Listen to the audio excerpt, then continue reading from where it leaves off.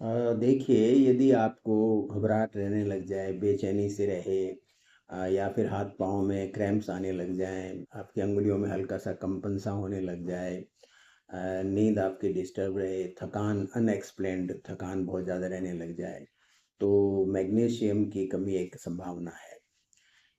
भारत में करीब 30 से 40% लोगों में मैग्नीशियम की थोड़ी बहुत कमी पाई जाती है और ये कमी यदि बहुत ज़्यादा हो जाए, लंबे समय तक रहे तो ये फिर आपके हार्ट को और आपके दूसरे अंगों को, खासकर नर्वस सिस्टम वगैरह को भी अफेक्ट करती है।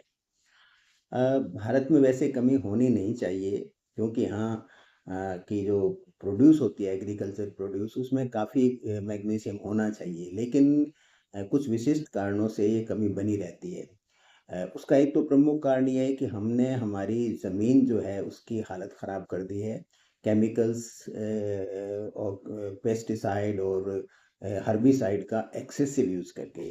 वैज्ञानिक तरीके से हम यूज़ नहीं करते हैं, हम बेतहाशा उसका यूज़ करते हैं और मल्टीपल क्रॉप एक साथ लेने की कोशिश करते हैं। उसके फलस्वरूप जो ज़मीन है उसके अंदर मैग्नीशियम की कमी हो गई है। और एक अन्य कारण होता है कि हम जो हमारी सब्ज़ी वग़ैरह बनाते हैं, उसको हम आवश्यकता से अधिक पकाते हैं। तो आवश्यकता से अधिक आप यदि कोई सब्ज़ी को पकाते हो, तो उसके अंदर से मैग्नीशियम है, वो डिस्ट्रॉय हो जाता है। अब हम खाने से इसको कैसे पा सकते हैं? तो खाने में जैसे आप हरी सब्ज़ियों का उपयोग आपको ज़्यादा करना चाहिए। उसके अंदर जो ख़ास होती हैं, वो होती है पालक है, बथुआ है और आपके चौलाई है।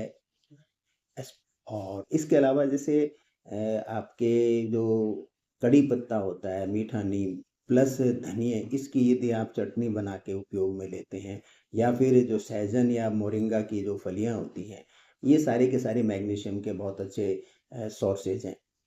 इसके अलावा क्या होता है कि मैदे का उपयोग बंद करो या बड़ी मिल्क के अंदर जो पीसा हुआ, बारीक पीसा हुआ जो आटा होता है उसमें मैग्नीशियम वो डिस्ट्रॉय हो जाता है। तो आप मिलेट्स का उपयोग करो।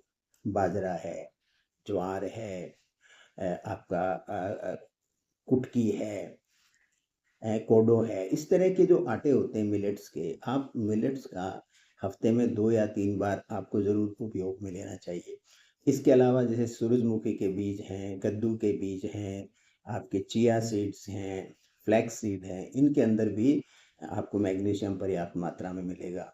नट्स के अंदर बादाम हैं और आपके अखरोट हैं दोनों के अंदर और आगे जाओ तो ये मूँगफली के अंदर अच्छा मिलेगा। भुने हुए चने हैं उसमें भी काफ़ी एडेक्वेट मात्रा के अंदर आपको मैग्नीशियम मिल जाता है और जो नॉन-वेज खाना है तकरीबन सभी के अंदर आपको मैग्नीशियम मिल जाता है। तो लॉजिकली तो मैग्नीशियम की कमी होनी नहीं चाहिए। लॉजिकली आपको सप्लीमेंट की ज़रूरत होनी नहीं चाहिए। व्यक्तिगत तौर पे मैं सप्लीमेंट रिकमेंड नहीं करूँगा कि उससे ओवरडोज़ होने की संभावना रहती है और फिर आप किस-किस चीज़ का सप्लीमेंट खाएँगे। हमें सबसे जो इम्पोर्टेंट काम करनी है वो हमें हमारी ज़मीन पर वापस ध्यान देना है। हमारी जो धरती है उसकी हमने जो उर्वरकता है उसको ख़त्म कर दिया है। वो उसके अंदर जो प्रोडक्टिविटी है, उसकी क्वालिटी है, उसकी गुणवत्ता है, उसको हम लोगों ने नष्ट कर दिया है। तो हमें वापस वहाँ पर प्राकृतिक रूप की जो खाद होती हैं, पत्तियों की खाद है, गोबर की खाद है, इस तरह का हमें उनका उपयोग करना चाहिए। और आप अपने घरों के अंदर भी ये छोटा-मोटा जैसे धनिया आप लगा सकते हो, आप चौलाई अपने घर पे ऐमारैंथ जिसको कहते हैं, वो आप अपने घर पे लगा सकते हो। आप अपने घर में एक मीठा नीम लगा सकते हो, छोटा पेड़ कहीं भी लग जाएगा, बड़ा पेड़ भी लग जाएगा उसका। आप मोरिंगा के आपको अपने मोहल्ले के अंदर जहाँ भी स्पेस मिले, वहाँ पे 2, 4, 5 पेड़ लगा सकते हो, तो उससे आपको पर्याप्त मात्रा में ये सब चीज़ें मिल सकती हैं। आवश्यकता है एक्शन लेने की। अब शहरी जीवन के अंदर हम एक्शन लेते नहीं हैं, हम सारा सप्लीमेंट पे डिपेंडेंट रहते हैं।